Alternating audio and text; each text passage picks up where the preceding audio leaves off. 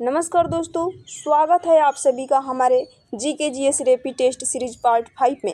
आज हम करने वाले हैं 30 मोस्ट इम्पॉर्टेंट एमसीक्यू क्वेश्चंस जो आपके आने वाले एग्जाम्स जैसे SSC, railway, Bihar police, GD या किसी भी कॉम्पिटिटिव एग्जाम के लिए बेहद ज़रूरी है। तो बिना टाइम वेस्ट किए चलिए हम शुरू करते हैं। क्वेश्चन है, अजातशत्रु ने किस हथियार का प्रयोग किया था? क्वेश्चन है, अजातशत्रु ने किस हथियार का प्रयोग किया था? तो आपके सामने 4 ऑप्शन है। इसका राइट आंसर आप लोग कमेंट कीजिए। इसका राइट आंसर क्या होगा?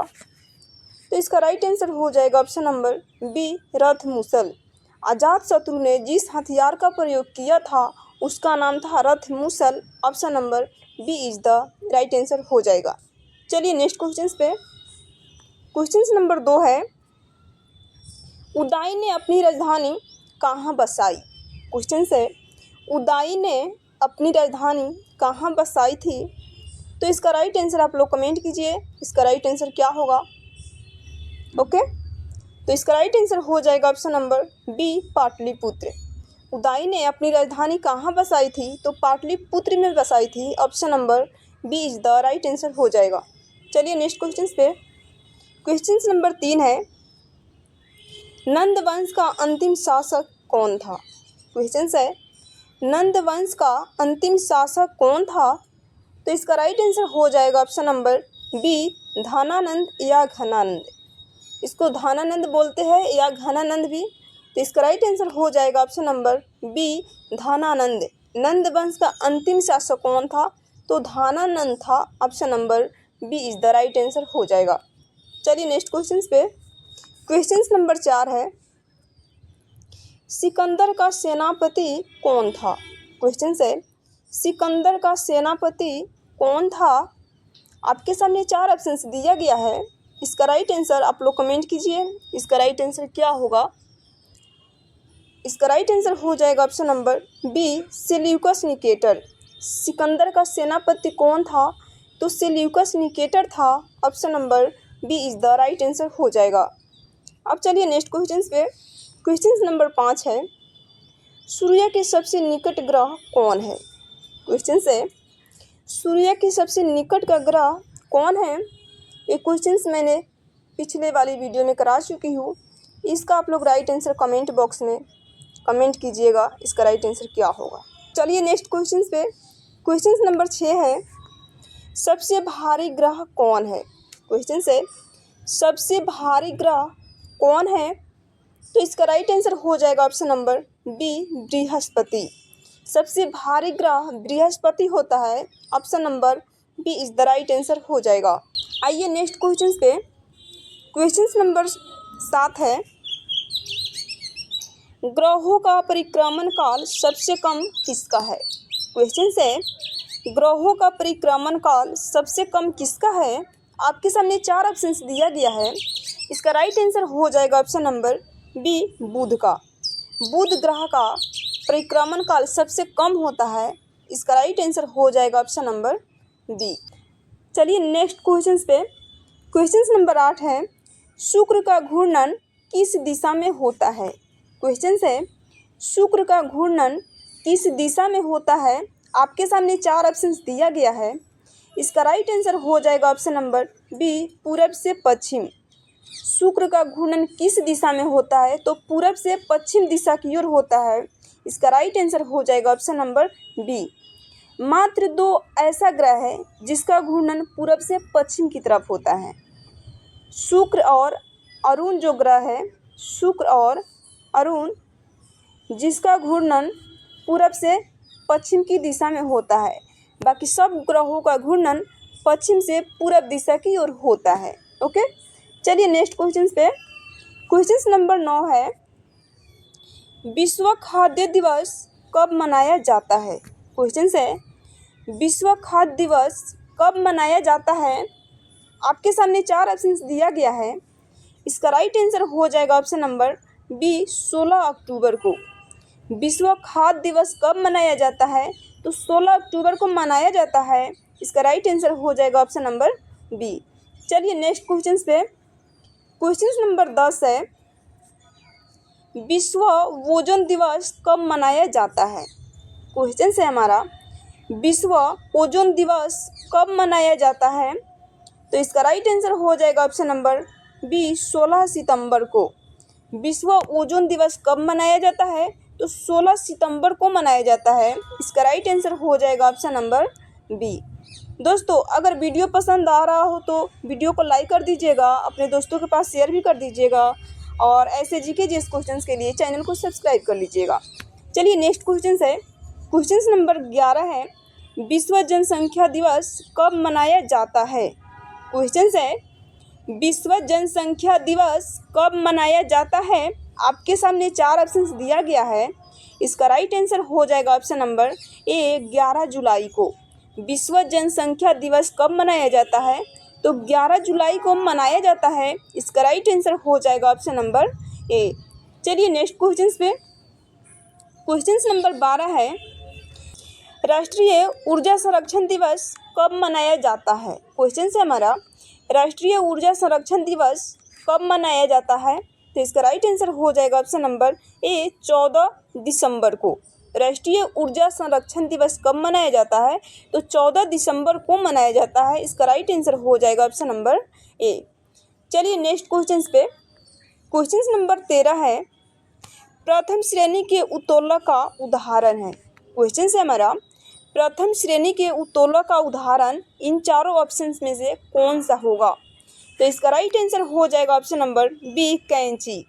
प्रथम श्रेणी के उत्तोलक कौन है? तो कैंची हो जाएगा। Option number B is the right answer. चलिए नेक्स्ट क्वेश्चन पे, क्वेश्चन नंबर 14 है, द्वितीय श्रेणी उत्तोलक में क्या होता है?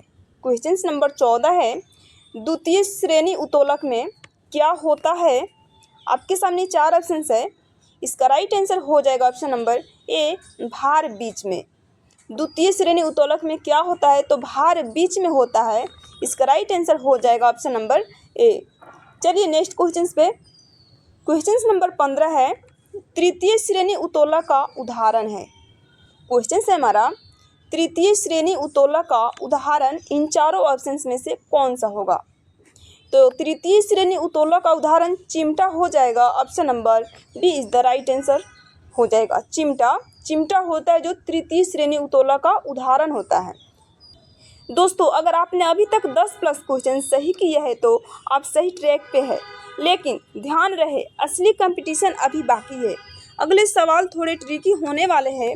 हर सवाल को ध्यान से पढ़ें, क्योंकि एग्जाम में छोटी गलती ही बड़ा नुकसान कर सकती है। तो फोकस बनाए रखिए और चलते हैं अगले सवाल की तरफ। क्वेश्चन नंबर 16 है, घर्षण बल किस दिशा में कार्य करता है? क्वेश्चन है हमारा, घर्षण बल किस दिशा में कार्य करता है? तो इसका राइट आंसर हो जाएगा ऑप्शन नंबर बी, विपरीत दिशा में। घर्षण बल किस दिशा में काम करता है? तो विपरीत दिशा यानी उल्टा दिशा में काम करता है। इसका राइट आंसर हो जाएगा ऑप्शन नंबर बी।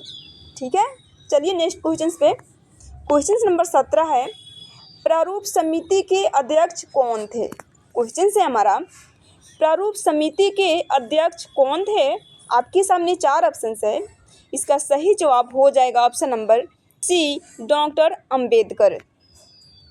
प्रारूप समिति के अध्यक्ष कौन थे? तो डॉक्टर भीमराव अंबेडकर हो जाएंगे। Option number C is the right answer हो जाएगा। चलिए नेक्स्ट क्वेश्चन पे, क्वेश्चन नंबर 18 है, संघ शक्ति समिति के अध्यक्ष कौन थे? क्वेश्चन है हमारा, संघ शक्ति समिति के अध्यक्ष कौन थे? तो इसका राइट आंसर हो जाएगा option number A, Pandit Jawaharlal Nehru.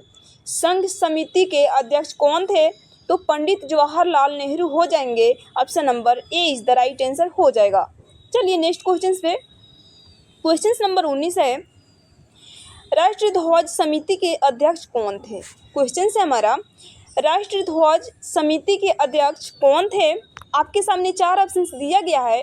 इसका राइट आंसर आप लोग कमेंट कीजिए कि इसका राइट आंसर क्या होगा। ओके, तो इसका राइट आंसर हो जाएगा option number B, doctor Rajendra Prasad. राष्ट्रीय ध्वज समिति के अध्यक्ष कौन थे? तो डॉक्टर राजेंद्र प्रसाद हो जाएंगे। Option number B is the right answer. चलिए नेक्स्ट क्वेश्चन पे, क्वेश्चन नंबर 20 है, संविधान सभा में कुल कितने सदस्य थे? क्वेश्चन है हमारा, संविधान सभा में कुल कितने सदस्य थे? आपके सामने 4 ऑप्शन है। इसका राइट आंसर आप लोग कमेंट बॉक्स में कमेंट कीजिएगा कि इसका राइट आंसर क्या होगा। ओके, चलिए नेक्स्ट क्वेश्चन पे। क्वेश्चन नंबर 21 है, संयुक्त राष्ट्र विकास कार्यक्रम का मुख्यालय कहाँ है? क्वेश्चन है, संयुक्त राष्ट्र विकास कार्यक्रम का मुख्यालय कहाँ है? तो आपके सामने 4 ऑप्शन है। इसका राइट आंसर हो जाएगा ऑप्शन नंबर बी, न्यूयॉर्क में। संयुक्त राष्ट्र विकास कार्यक्रम का मुख्यालय कहाँ स्थित है? तो न्यूयॉर्क में हो जाएगा। Option number B is the right answer. चलिए नेक्स्ट क्वेश्चन पे। क्वेश्चन नंबर 22 है, मानव विकास सूचकांक यानी 2025 तक सबसे नीचे कौन सा देश है? क्वेश्चन है हमारा, मानव विकास सूचकांक यानी HDI 2025 में सबसे नीचे कौन सा देश हो जाएगा? आपके सामने 4 ऑप्शंस दिया गया है। ऑप्शन नंबर सी हो जाएगा, जो सबसे नीचे है, दक्षिण सूडान। दक्षिण सूडान जो हो जाएगा ये मानव विकास सूचकांक के लिस्ट में सबसे नीचे ये देश है। ऑप्शन नंबर सी हो जाएगा, दक्षिण सूडान। ओके, चलिए नेक्स्ट क्वेश्चन पे। क्वेश्चन नंबर 23 है, मानव विकास सूचकांक 2025 में भारत का स्थान लगभग क्या है? क्वेश्चन है, मानव विकास सूचकांक 2025 में भारत का स्थान लगभग क्या है? तो इसका राइट आंसर हो जाएगा ऑप्शन नंबर बी, 130 नंबर पे है। मानव विकास सूचकांक के लिस्ट में भारत किस स्थान पे है? तो 130 नंबर स्थान पे है। Option number B is the right answer हो जाएगा।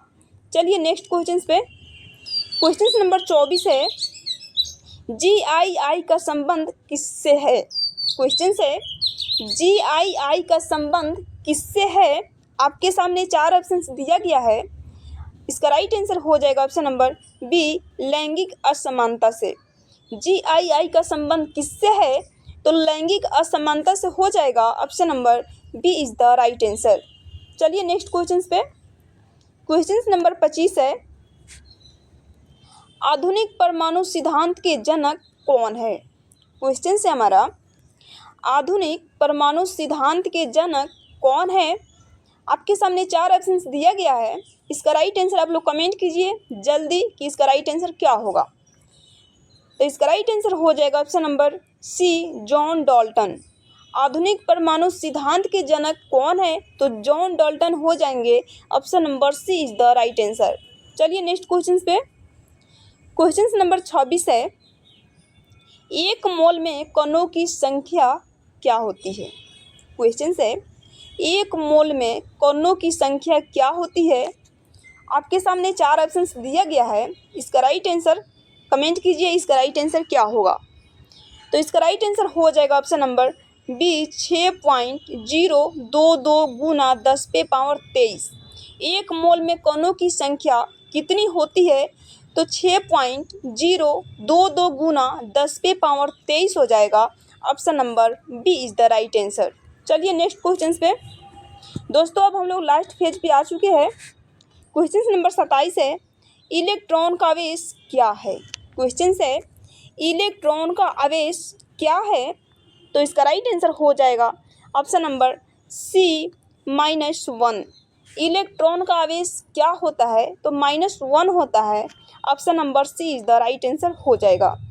चलिए नेक्स्ट क्वेश्चन पे। क्वेश्चन नंबर 28 है, न्यूट्रॉन की खोज किसने की? क्वेश्चन है, न्यूट्रॉन की खोज किसने की? आपके सामने 4 ऑप्शन दिया गया है। इसका राइट आंसर हो जाएगा option number C, Chadwick. Neutron की खोज किसने की? तो चैडविक ने किए थे। Option number C is the right answer हो जाएगा। चलिए नेक्स्ट क्वेश्चन पे। क्वेश्चन नंबर 29 है, कोशिका भित्ति किसमें पाई जाती है?